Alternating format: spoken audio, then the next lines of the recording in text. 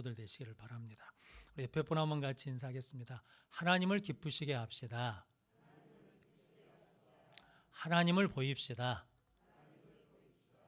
물된 동산 같은 삶을 살기 위해서는 하나님이 기뻐하시는 금식, 하나님이 기뻐하시는 예배, 하나님이 기뻐하시는 삶을 사는 것이 복된 삶이고, 그리고 우리의 삶을 통해서 누가 보여야 되냐면 하나님이 보여야 된다라고 지난 시간에 말씀을 나눴습니다. 그래서 여러분, 아파트 값도 뷰가 좋은 것은 뷰값이 있어서 비싸다고 그러지 않습니까? 그런 것처럼 우리 신앙도 누가 보여야, 내가 보여야 하나님이 값을 쳐주는 게 아니라 내 속에서 예수를 볼 때, 내 속에서 하나님이 보일 때, 그때 하나님께서 우리를 값진 자로 삼아 주실 줄로 믿습니다. 성도 여러분, 신앙은 나를 보이는 싸움이 아니고 하나님을 보이는 삶이거든요. 그래서 여러분들이 늘 십자가에 내가 죽고 내 안에 예수가 사는 은혜를 누리는 복된 성도들 되시기를 바랍니다.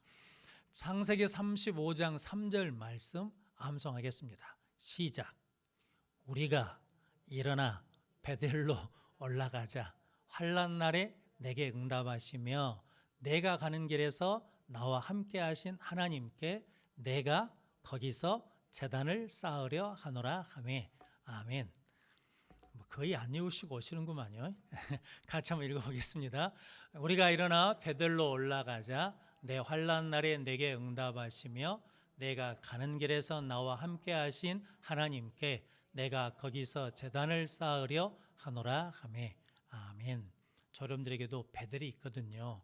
하나님을 잊어버리지 말고 기억하라라는 거거든요. 그래서 하나님의 은혜를 기억하고 하나님을 복귀함으로 말미암아 그때도 도우신 하나님이 지금도 도우시고 앞으로도 도우실 것을 믿고 담대하게 살아가는 우리 모든 성도들 되시기를 바랍니다.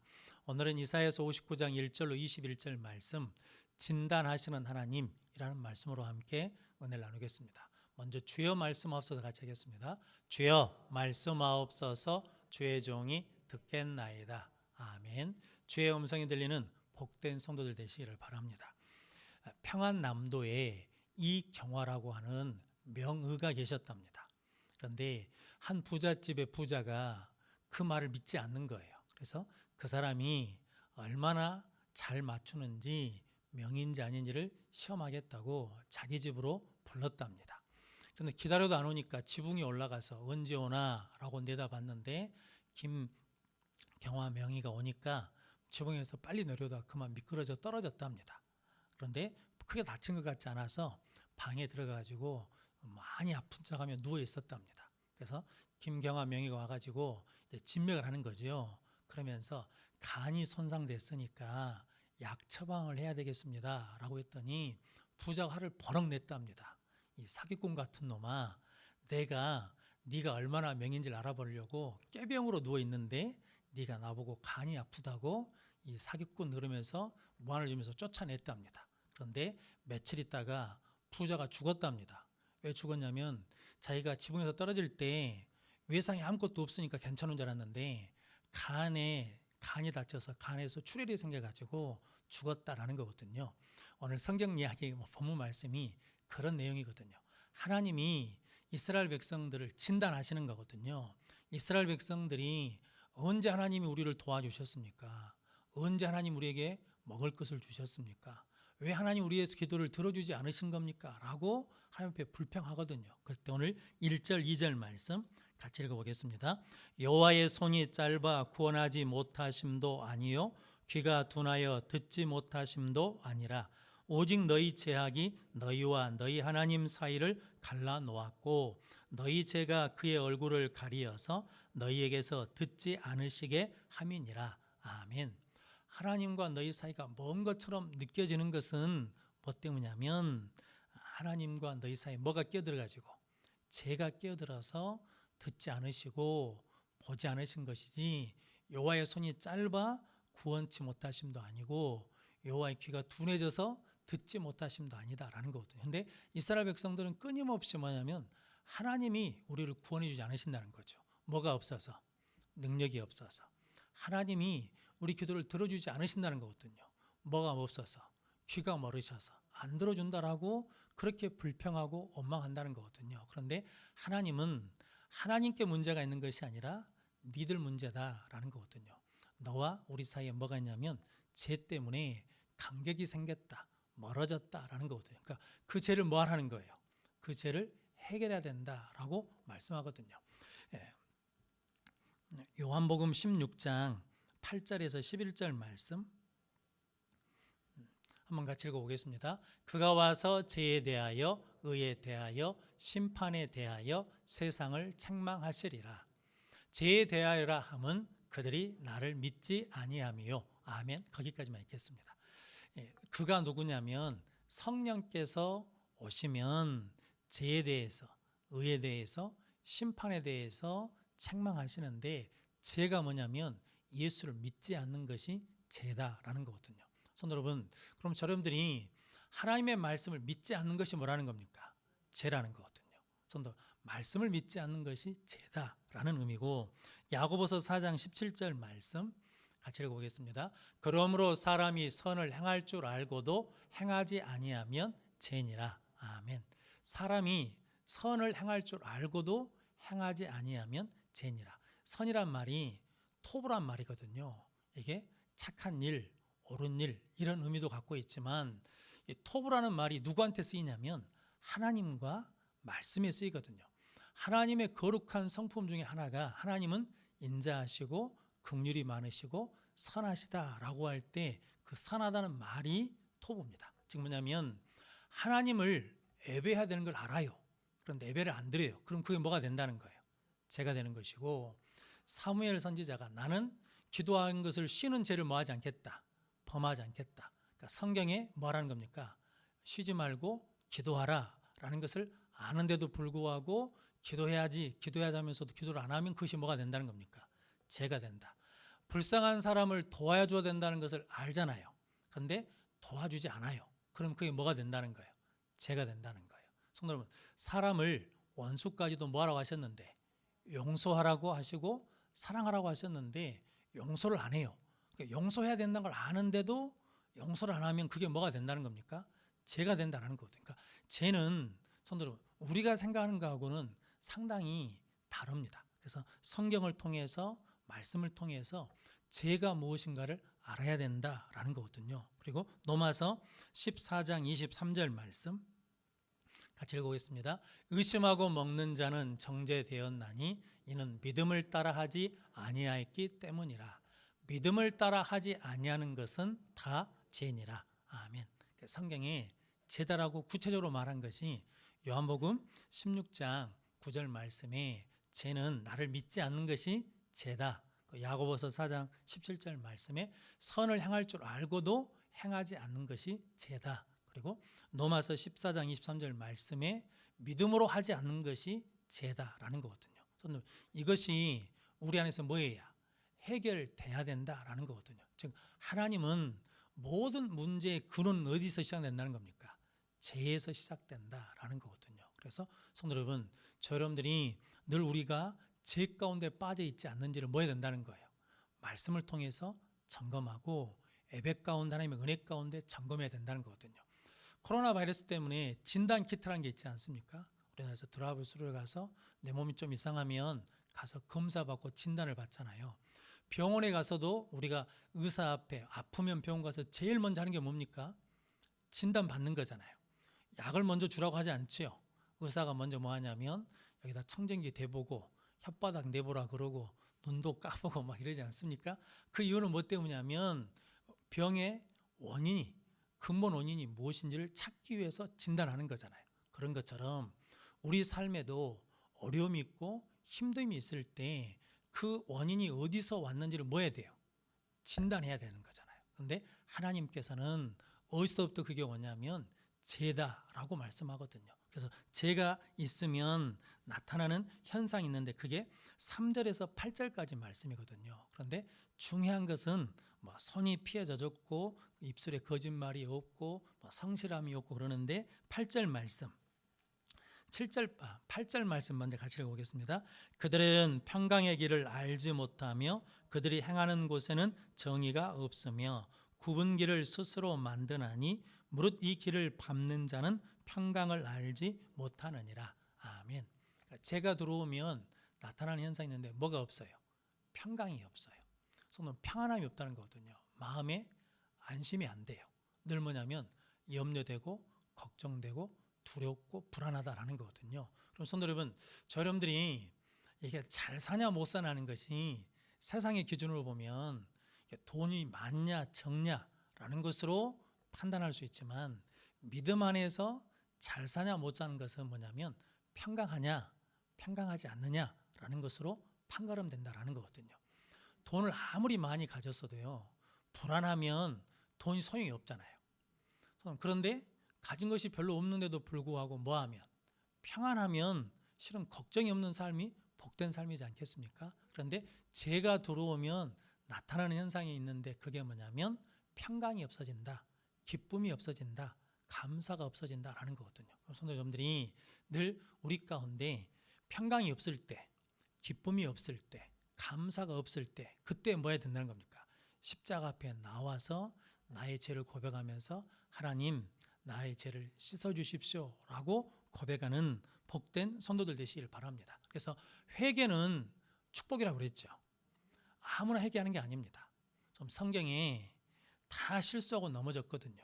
그런데 회개한 사람은 하나님이 회복시켜 주시고, 그런 말씀을 받고도 불구하고 회개하지 않는 사람은 멸망의 길을 가는 거거든요. 성도 여러분, 그래서 회개는 부끄러운 일이 아닙니다. 그래서 성도 여러분, 썩고 있는 거거든요. 마귀는 우리가 회개하면 살 길이 열린 걸 알기 때문에 회개가 부끄럽게 생각하고, 회개가 창피한 일로 생각하고, 회개하면 실패한 걸로 자꾸 착각하게 만드는 거거든요. 그런데 성도 여러분, 회개는 하나님이 주신 엄청난 은혜입니다. 우리가 어르신들은 아실 텐데, 교회 오래 다니시면 아실 텐데, 어렸을 때 은혜를 받으면 제일 먼저 하는 게 뭡니까? 콧물 쏟고 눈물 쏟으면서 뭐 하는 거예요? 회개하는 거잖아요. 그게 우리가 살아온 길이고 그것이 교회가 부흥한 길이었거든요. 그런데 성도 여러분, 지금은 그런 은혜들이 실은 예전에 비하면 많지 않는 거잖아요. 왜 그러냐면 이게 자꾸 회개하는 것을 부끄럽게 생각하거든요. 근데 성도 여러분, 예수님은 앞에 있는 즐거움을 위해서 십자가에 부끄러움을 모아지 않으시고 개의치 않으시고, 우리 죄를 위해서 벌거벗은 것을 개의치 않으셔요. 우리 죄를 위해서 침 뱉은 것을 개의치 않으셔요. 뺨 맞는 것을 개의치 않으셔요. 왜냐하면 내가 그렇게 해서 뭐만 받을 수 있다면, 죄에서 구원시킬 수만 있다 그러면 전혀 개의치 않는다라는 거거든요. 성도 여러분, 우리도 하나님과 우리 사이에 막혀 있는 죄의 담을 허물 수만 있다 그러면 개의치 않는 믿음의 성도들이 되시기를 바랍니다. 그러고 난 다음에 이제 하나님께서 평강이 없어진다라고 했는데, 이사야서 59장 8절 말씀, 57장 21절 말씀 한번 같이 읽어보겠습니다. 내 하나님의 말씀에 악인에게는 평강이 없다 하셨느니라. 아멘. 악인에게는 뭐가 없어요? 평강이 없어요. 의인에게는 뭐가 있다는 겁니까? 평강이 있다라는 거거든요. 성도 여러분, 저 여러분들이 내가 하나님과 친밀한 관계에 있냐 아니냐라는 것을 진단할 수 있는 게 있는데, 그게 뭐냐면 평강이다라는 거거든요. 여러분들이 예수 그리스도 안에서 평강을 누리는 복된 성도들 되시기를 바랍니다. 이제 진단하신 하나님이 이제 치료해 주시겠잖아요. 치료해 주시는 첫 번째가 있는데, 그게 뭐냐면 인정하는 거거든요. 어떤 할아버지가 몸이 안 좋으셔서 병원에 가셨답니다. 내과에 가서 진찰을 하는데 내과 의사가 그랬답니다. 신경외과에 가서 검사를 한번 받아보시라고. 그랬더니 이 할아버지가 버럭 화를 내셨대요. 내가 정신병이냐? 그러면서 신경외과 안 가시고 그냥 집으로 와버리신 거예요. 그런데 며칠 있다가 뭐가 왔냐면 뇌경색이 와서 쓰러지셨다라는 거거든요. 의사가 진단을 했어요. 그래서 여기 가서 치료를 받으셔야 됩니다 라고 말하면 그것을 뭐 해야 돼요? 받아들이고 내가 약해졌고 나한테 문제가 있다는 걸 뭐 해야? 인정해야 치료가 시작되는 건데, 인정을 하지 않으면 뭐 할 수 없어요. 아무리 진단을 잘해놔도 나는 안 아파, 나는 문제가 없어, 나는 괜찮아 그러면서 치료를 받으러 안 가면 진단을 아무리 잘해놔도 소용이 없다는 거거든요. 성도 여러분, 우리 교인들 중에 암 환자분들이 암이 일찍 발견되신 분들이 계세요. 건강검진을 했는데 전혀 생각지 않았는데 피검사만 했는데도 은혜로 큰 병원에 가서 조사를 해보시게 하는 게 검사해보는 게 좋겠습니다 라고 했을 때 그 말을 듣고 병원에 가서 검사해가지고 빨리 조기에 발견해가지고 수술해서 회복되신 분들이 많거든요. 하나님이 우리에게 말씀하시거든요. 그러면 그 말씀을 받아들여서 아멘하고 가서 뭐 하면 돼요?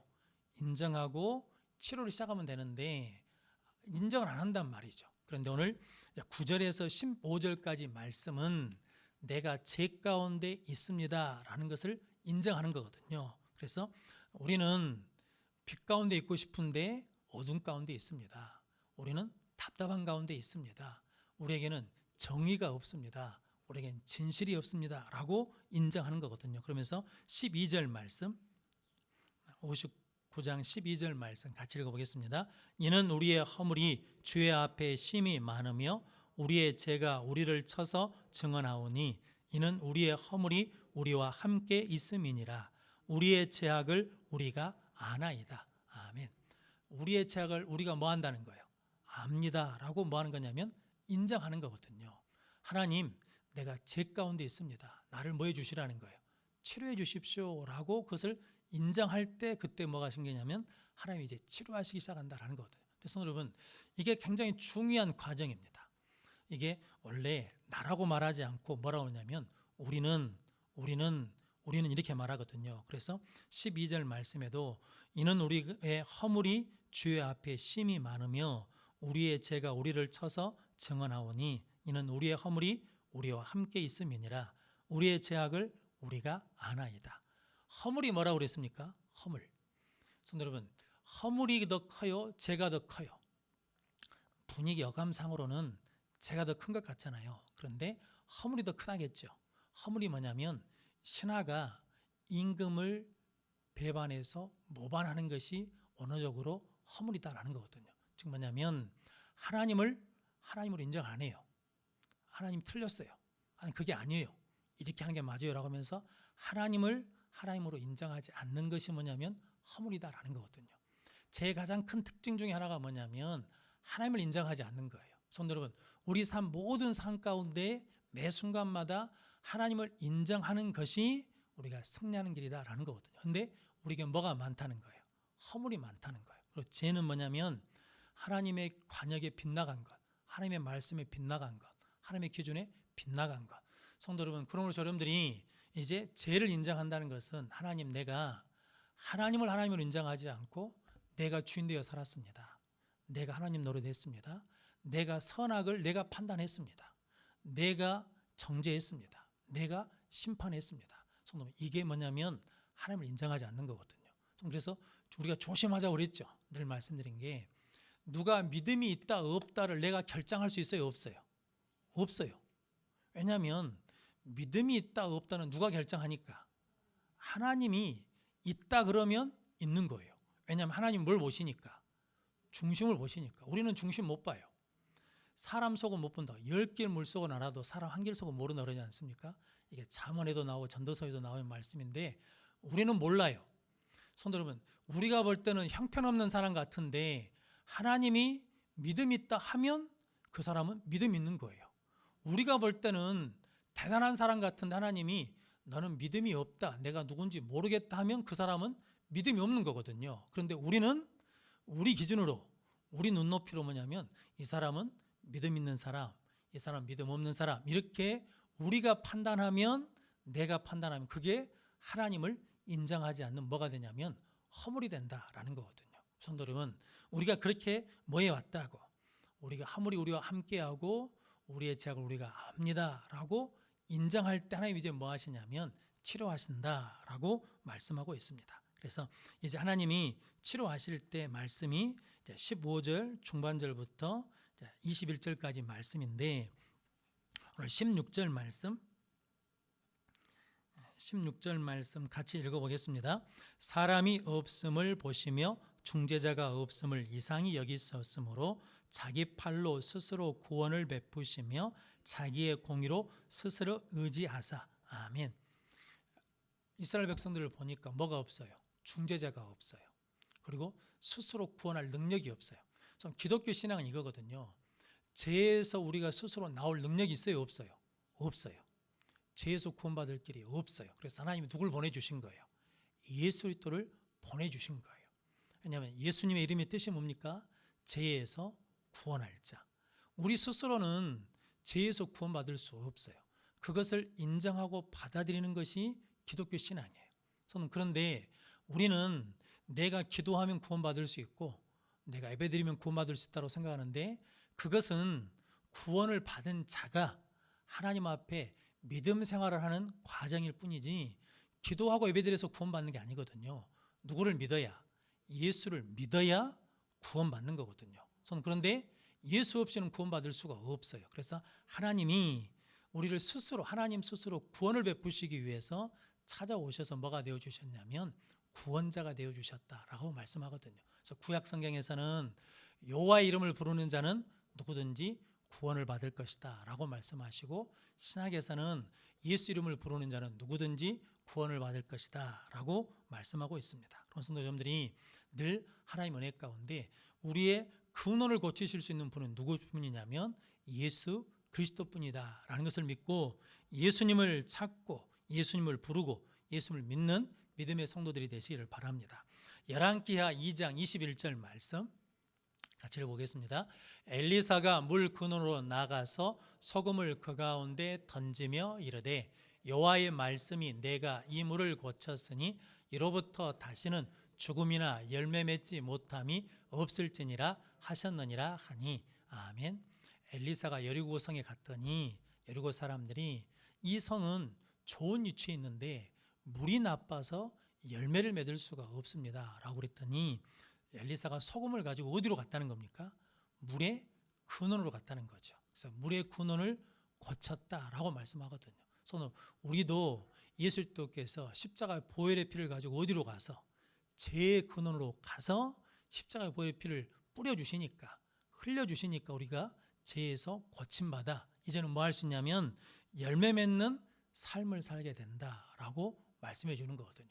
이게 신약 성경에 보면 마가복음 5장 28절 29절 말씀에 12의 혈루증 여인 이야기가 있거든요. 같이 읽어보겠습니다. 이는 내가 그의 옷에만 손을 대어도 구원을 얻으리라 생각함일러라.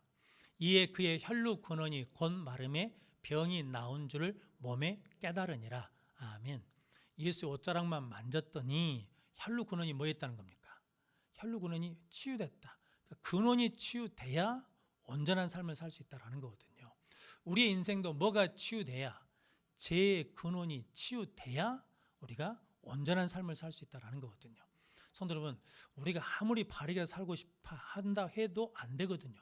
그러니까 로마서 7장 마지막에 바울이 고백한 거지 않습니까? 오호라 나는 공고한 사람이로다. 이 사망의 몸에서 누가 나를 건져내랴. 하나님의 뜻대로 살고 싶은데 또 한쪽에서는 하나님과 반대된 마음이 있다라는 거거든요. 이 두 마음 사이에서 계속 갈등하며 사는데 누가 나를 건져주냐라는 거죠. 그런데 성령의 법에서, 죄와 사망의 법에서 우리를 뭐 해주셨다는 거예요? 해방시켜 주셨다. 누가? 예수 그리스도가. 성도 여러분들이 예수 그리스도 그 한 분을 우리 가운데 모시면 죄의 근원에서 치료되고 구원받는 역사가 일어날 줄로 믿습니다. 그럼 복된 성도들 되시기를 바랍니다. 그리고 17절 말씀 같이 읽어보겠습니다. 공의를 갑옷으로 삼으시며 구원을 자기의 머리에 써서 투구로 삼으시며 보복을 속옷으로 삼으시며 열심을 입어 겉옷으로 삼으시고 아멘. 이게 에베소서 6장에 나오는 전신갑주를 입으라라는 말씀과 같은 의미거든요.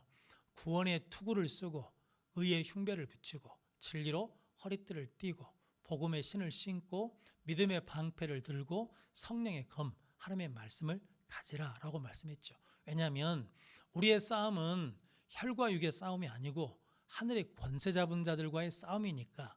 그래서 마귀는 끊임없이 우리를 뭐 한다는 겁니까? 미혹해요.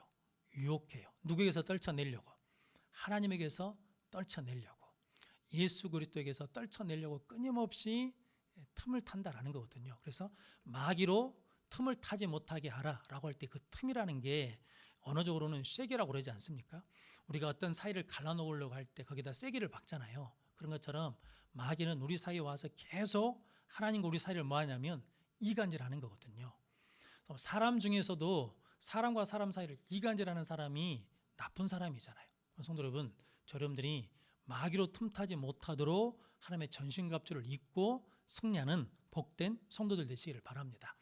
제가 안산제일교회 부목사로 있을 때 교구 권사님이 말기암 판정을 받았거든요. 이게 그런 줄 모르고 계시다가 몸이 안 좋아서 병원에 갔더니 병원에서 손 쓸 수가 없다고, 해드릴 게 없다고, 그냥 집에 가서 드실 것 잘 잡수시고 가고 싶은 거 가시라고, 그렇게 의사가 그렇게 진단을 내렸어요. 그래서 남편 안수희 집사님과 함께 강원도로 가셨거든요. 강원도에서 기도하시고 좋은 공기, 좋은 물 있는 곳에서 생활하시다가 한 1년 반 정도 되니까 건강해지셨고 오셨어요. 건강하게 오셔가지고 예전처럼 생활하시는 거예요. 성가대도 하시고 예배도 드리시고 또 여전도에서 야외에 가면 따라도 가시고 이렇게 하셨거든요. 그런데 그만 다시 재발됐습니다. 그래가지고 결국은 돌아가셨거든요. 성도 여러분, 이게 우리가 고침을 받았잖아요. 고침을 받았으면 이제 생활 습관이나 생활 방식이 뭐 해야 돼요? 예전과 달라야 되잖아요. 예전과 똑같아져 버리면 뭐 한다는 거예요? 다시 또 그 병에 걸리고 또 더 아파지고 더 나빠질 수 있다라는 거거든요. 신앙생활도 마찬가지거든요. 하나님의 은혜를 주시어서 문제가 해결됐어요. 응답을 받았어요. 치료를 받았어요. 해결이 됐어요. 그러면 하나님 주신 은혜 가운데 하나님이 기뻐하시는 믿음의 삶을 살아야 되는데 예전 방식대로 다시 돌아가 버리면 또 뭐 한다는 겁니까? 또 아프고 또 넘어지고 또 실패하고 또 제 길을 간다라는 거거든요. 그래서 오늘 17절 말씀에는 하나님의 전신갑주를 입고 이제 믿음의 영적 싸움을 싸우면서 새로운 능력의 삶을 살아야 된다라고 말씀하는 거거든요. 그러면서 이제 21절 말씀 같이 읽어보겠습니다. 여호와께서 이르시되 내가 그들과 세운 나의 언약이 이러하니 곧 내 위에 있는 나의 영과 내 입에 둔 나의 말이 이제부터 영원하도록 내 입에서와 내 후손의 입에서와 내 후손의 후손의 입에서 떠나지 아니하리라 하시니라. 여호와의 말씀이니라. 아멘. 이제 하나님께서 진단하시고 그리고 이제 치료하시면서 이제 너희들이 어떻게 살아야 되느냐라는 것을 말씀해 주셨는데 두 가지를 주신다는 거거든요. 너희 위에 나의 영, 성령을 주시겠다라고 말씀하시고 내 입에 둔 나의 말씀을 주시겠다라고 말씀하거든요. 그래서 너와 내 후손과 내 후손의 후손 대대로 뭐냐면 이 두 가지로 살아가면 하나님의 은혜 가운데 복되게 살아갈 수 있다라고 말씀하거든요. 성도 여러분, 성령이 너에게 임하시면 너희가 권능을 받고 라고 말씀하지 않습니까? 우리는 뭘 받아야 돼요? 성령을 받아야 돼요. 근데 성도 우리는 이미 성령을 받았어요? 안 받았어요? 받았어요. 성령이 아니고는 예수를 주라고 고백할 수가 없어요. 근데 문제는 성령은 충만함을 계속 받아야 되거든요. 근데 성령은 굉장히 민감한 영이어서 우리에게 죄가 들어오잖아요. 그러면 성령이 떠나가십니다. 그래서 항상 뭐냐면 하나님 앞에 말씀의 기준으로 살아야 된다라고 하시는 말씀으로 성령을 주시고 말씀을 주시겠다라고 말씀하거든요. 성도 여러분, 여러분들이 늘 하나님의 은혜 가운데 우리의 인생에 문제가 있을 때마다 무엇을 통해서 하나님의 말씀의 진단 키트를 가지고 진단해서 우리 가운데 있는 죄를 예수의 십자가 보혈 피로 씻어내고 그리고 우리 가운데 문제가 있음을 뭐하고 인정하고 하나님 앞에 나가면 하나님께서 이제 우리를 고치시고 치료하시는 하나님의 성령과 하나님의 말씀을 우리에게 주실 줄로 믿습니다. 그렇게 승리하는 믿음의 성도들이 되시기를 바랍니다. 전에 한번 말씀드렸는데 서울 영락교회 권사님이신데 젊으셨을 때 병원 의사셨대요. 옛날에는요, 저 중학교, 고등학교, 심지어는 대학교 다닐 때까지만 해도 수술비를 가져와야 수술을 해줬거든요. 그런데 가난한 부부 집사님이 이제 몸이 부인 집사님이 아프셔서 병원에 갔는데 수술을 해야 된다고. 그래서 남편 집사님이 제가 저녁까지 수술비를 마련해 올 테니까 수술비가 얼마입니까? 그랬더니 50만 원이다 라고 그랬다는 거거든요. 지금 식으로 하자 그러면 적어도 500만 원, 한 1000만 원 되거든요. 그런데 남편 집사님이 하루 종일 돌아다니면서 구해도 50만 원을 못 구한 거예요. 그래서 친척 집에 있는 부자 친척한테 찾아갔답니다. 그런데 그 부자 친척이 돈을 안 빌려주더래요. 근데 그 부자 친척이 나쁜 사람이 아니에요. 왜냐하면 옛날에 형제들이 많잖아요. 근데 집안에 부자 한 사람만 있으면 그 사람한테 다 뭐 하는 거예요? 다 달라붙어가지고 힘들면 도와달라 그러니까 다 도와줄 수가 없는 거죠. 그런데 그 부자 친척이 그랬답니다. 예수 안 믿는다 그러면 내가 50만 원 빌려줄게 그랬답니다. 지금 남편 부인이 수술을 받아야 되잖아요. 그런데 돈을 구할 데가 없어. 교회 다니는 줄 아니까 그것이 미웠는지 예수 안 믿는다라고 말 한마디만 하면 내가 50만 원 빌려줄게 그랬다는 거거든요. 그런데 그 남편 집사님이 그냥 왔답니다. 그래가지고 부인한테 이렇게 말했대요. 어이, 천국 갈 준비해야 되겠네 그랬다는 거예요. 죽을 준비하소 그랬다는 거예요. 근데 그 이야기를 복도에서 그 영락교회 권사님 되신 분이 젊은 70, 30대 때 들은 거예요. 들어보니까 뭔 이야기인데 부인 보고 죽으라고 그럴까라고 해서 들어보니까 친척집에 갔더니 예수를 안 믿으면 50만 원을 준다는데 우리가 50만 원 때문에 믿음을 버릴 수는 없지 않은가. 그러니까 어찌겠는가 자네가 천국 갈 준비를 하소라고 했다라는 거거든요. 그 얘기를 듣고 그 권사님이 수술을 해드렸대요. 나중에 집사님들이 돈 50만 원을 갚았다라고 하거든요. 근데 성도 여러분, 이 이야기를 들으면서 그런 생각이 들었거든요. 하나님이 얼마나 기뻐하실까요? 성도 여러분, 뭐하고 바꾸는 거야? 실은 생명과 믿음을 바꾸는 거잖아요. 이게 50만 원 갖고 바꾸는 게 아니잖아요. 성도 여러분, 우리도 어디 안에 있으면, 이런 믿음 안에 있으면 어떤 시험이 와도 이겨낼 줄로 믿습니다. 코로나 바이러스가 지금 장기간에 있고 뉴스에 보니까 델타 변이에다가 이번에 뭐 델타 플러스까지 생겨가지고 이게 1억 명이 넘는 거예요. 전 세계적으로 코로나 바이러스 확진자 된 사람이 거의 1년 동안에 1억 명이 됐다 그러거든요. 그런데 올해 7개월 만에 1억 명이 넘어버렸다는 거거든요. 그러니까 속도가 더 뭐하냐면 더 빨라지고 있다라는 거거든요. 근데 성도 여러분, 이게 왜 이렇게 안 끝날까라고 생각해 보면 우리가 이사야서를 공부하면서 말씀을 받으면서 혹시 우리 문제 때문은 아닐까? 교회가 하나님 앞에 바로 서지 못하고 목사가 하나님 앞에 바로 서지 못하고 성도들이 하나님 앞에 바로 서지 못한 것 때문에 하나님이 지금 우리에게 너희들 이런 문제가 있는 거야. 이런 죄가 있는 거야. 이런 죄를 해결해야 돼 라고 하시면서 우리를 좀 진단하시면서 우리에게 좀 치료될 길을 말씀하시는데 우리는 뭐만 보고 있냐면 그 코로나 바이러스만 보고 있는 거죠.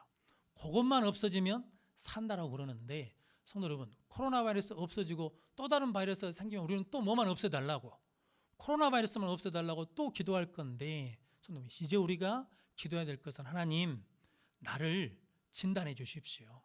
내 죄가 무엇입니까? 교회의 죄가 무엇입니까? 우리의 죄가 무엇입니까?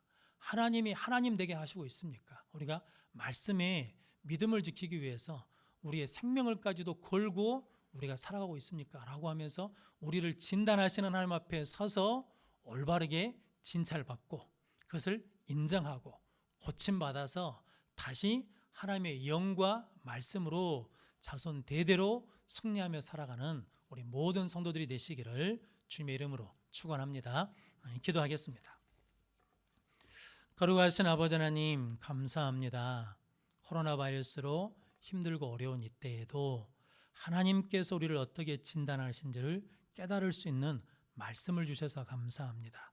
내 죄가 무엇인지, 우리의 죄가 무엇인지, 교회의 죄가 무엇인지, 이 땅의 죄가 무엇인지를 깨닫고 인정하고 예수 그리스도의 십자가의 보혈의 피로 씻음 받아서 다시 하나님의 전신갑주를 입고 승리해 나가는 우리 모든 성도들과 이 땅의 교회와 열방의 교회가 되게 하여 주옵소서. 예수님의 이름으로 기도하옵나이다. 아멘.